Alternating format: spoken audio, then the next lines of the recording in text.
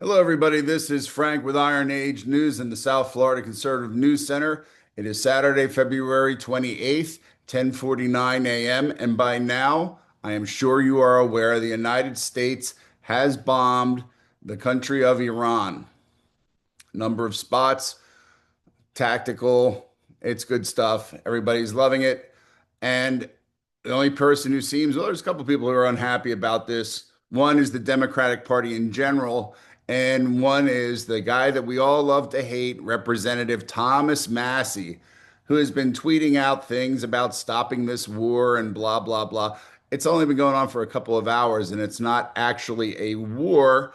But we'll bring that up because too many people are talking like Massie now.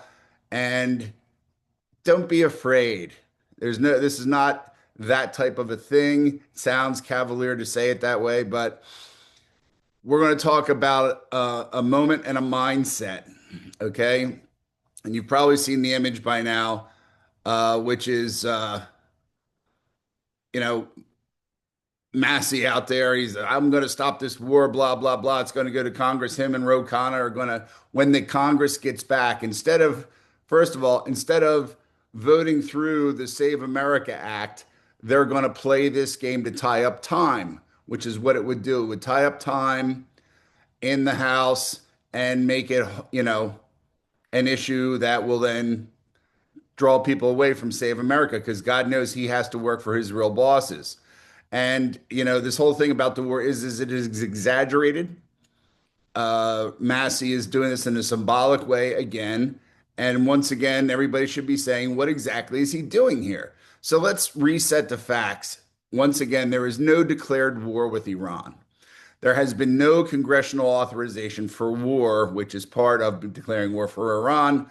There has been no mass mobilization of American forces. But you'll say, aha, the airplanes. Airplanes do not occupy real estate. Troops do. There has been limited military action. And that distinction matters because the word war is not a throwaway term, even though war, fascism, Democrats are actually patriots. Things like that are thrown around a lot and they don't mean what they tell you it means. A war, technically, is a sustained hostility, national mobilization, long term engagement, strategic campaigns. Picture World War II, our last real war. What went on there? We are not there. Yet, Representative Thomas Massie immediately labeled the situation war. And why? And basically, let's be honest about political mechanics. If you describe something as a limited military action, the Americans would just be like, what are you going to do? Now, you describe it as a war, you trigger Iraq, you trigger Vietnam for some of the older people, you trigger fear of endless entanglement. The language escalates the public's emotional temperature before the facts escalate on the ground. And here's the historic reality, okay? They are changing the history of the United States daily. Presidents on both sides of the aisle have conducted strikes without Congress declaring war.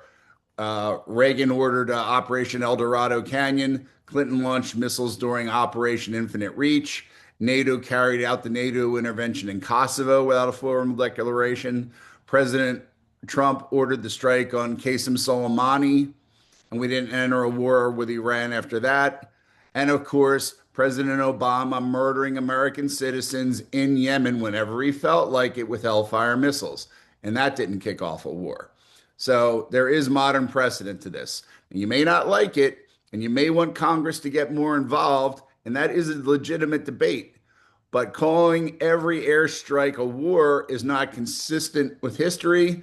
It does not help the mental well being of everybody in the country, because as you see, this country is facing a mental health crisis, let alone what it's doing to the older people who are living in constant fear. And yes, I will call out the people who do this and target people in their 70s and 80s because it is a targeted market for the socialists. Okay. Now, Thomas Massie and all of his stuff, it's like a metaphor. He's physically pushing the jets and missiles back, right? Is he attempting to halt military authority itself, or is he attempting to frame the movement in a way that maximizes his brand as the lone constitutional sentinel? And we've talked about this that Massie has built. He's like a Rand Paul type. He's the loner, he's the outsider, he's the only one who knows what's really right. And then when you attack what he does as bullshit, they'll say, well, he votes with the Republicans. Kind of, but on things that have really mattered, especially under the Trump administration, Massie is always the hair in your soup. Okay. What you can speculate is going on here is if they continue to call it war, they're going to look for immediate votes, immediate public positioning, and moral framing. The Democrats have to stop regime change in Iran by any means necessary because Iran, through its financing of major terrorist organizations throughout the world, is part of the finely tuned machine that sucks countries dry of its finances, like ourselves and like Europe. So this is where you're going to go with this. So there is no anything. There's a nothing burger that Massie is involved in. If he sucks Ro Khanna into it, who cares anyway? But the fact of the matter is, the news is running with it because the news is anti anything Trump, not anti war. If this was we were attacking Ukraine, they would already have had a parade going since 10 o'clock this morning. Okay. Now, if hostilities uh, expand, then maybe you're talking wartime issues. If he says he wants to put people on the ground, I would think you'd have to look into that. But I do not think you're going to see Trump putting people on the ground. He did not do it with Gaza. He is trying to get the Islamics to do that. And I don't think you would see it here because it would be too great of a target for every terrorist and their grandmother to want to kill American soldiers. Since we're in there alone, some Israelis there, but we're in there alone, we wouldn't be able to do it. That's why you see him calling at this point for the people of Iran to rise up and take their country back, which is what he is looking at. He is looking at regime change. He is looking at suppressing the IRGC, which is the Revolutionary Guards, right? Any more than 20 of them get together, they'll probably end up with a missile in the middle of them. That's probably what you're going to see as protests pick up, suppression of the repressive forces will get bigger. I'm sure phone calls are going around to generals in the Iranian army itself, the regular Iranian army, saying, "Do you want to mess with us, or do you want to, continue to live?" And they'll be told to go off into the corner or to wear a red hat or whatever they're told to do to signify that they are in compliance with what's going down. So once again, do not get frightened. This is not World War III. I don't know who starts this shit, but it really has to stop. But that's where we are. All right. Little convoluted, but sorry. Talk to you later on.